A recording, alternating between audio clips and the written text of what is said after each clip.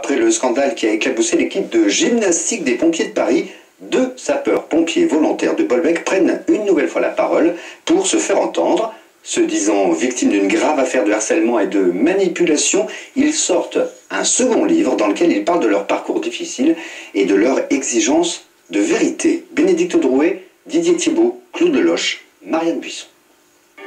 Ces 2 ouvrages, c'est son combat. Renaud Blanc se bat pour sa réhabilitation depuis 6 ans. Ce Bolbecquais était sapeur-pompier volontaire jusqu'en 2006 avant d'être écarté par sa hiérarchie. On lui reproche d'avoir dénoncé des faits de harcèlement moral au sein de la caserne de Bolbec entre 2000 et 2006. C'était un cauchemar, quoi. Je veux dire un cauchemar. Chaque pompier qui n'était pas dans le rang,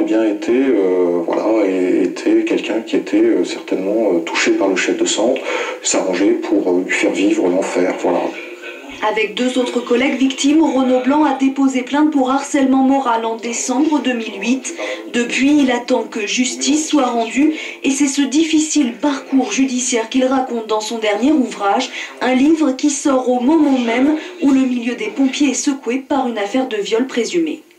On se trouve à chaque fois dans des milieux qui sont très hiérarchisés, dans lesquels le devoir d'obéissance et de respect des ordres est extrêmement prégnant, ce qui fait que ce type de comportements sont extrêmement difficiles à faire ressortir. Il y a souvent une volonté de laisser les choses se régler de manière interne, de ne pas faire de vagues, de ne pas nuire à l'image du service dans le public.